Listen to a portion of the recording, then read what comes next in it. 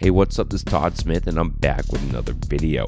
In this video, I want to talk about the Behringer Model D. I've had it for around 2 years now, and the Model D has been an absolute beast in my studio.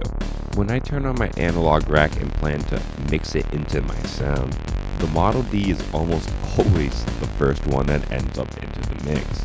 And out of the 5 Behringer synthesizers I currently own, if I had to choose one to keep, it would definitely be the Model D. Again, not to say I don't love all 5 that I have. I love them all. I love the Pro 1, Neutron, TD3, Crave.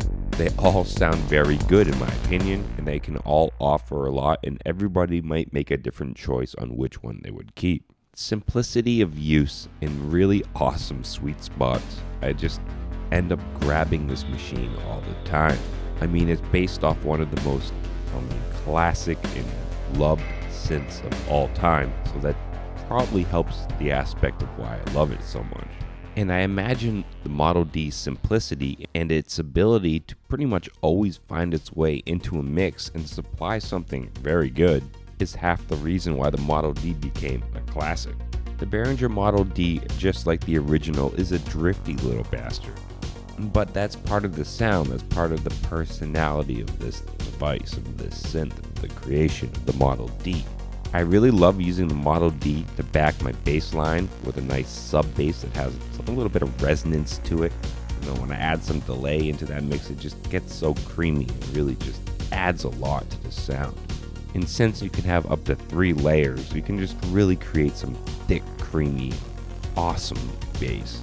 Since I tend to start my tracks on all digital devices, kind of like the MC707 or an iPad using Core Gadget, one of my favorite aspects of all my analog synths is being able to layer that analog grit and give that texture of these analog devices over my digital creations via layering or replacing sounds I created on digital devices with my analog gear. And again, the Model D is pretty much always the first one I gravitate towards when I turn on my devices because of the simplicity. We're in the age of really complex stuff, but some of the best gear of the past really relied on simplicity.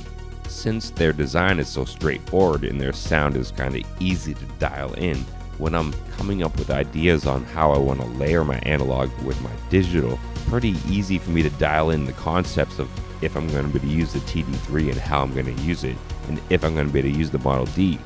As of right now, I don't plan to sell any of my Behringer gear. I really like just having it around, and if I need it, I can turn it on and layer it into what I have going at the time. But for a solid 2 years now, again, the Model D has been an absolute beast in my studio. Top-notch gear.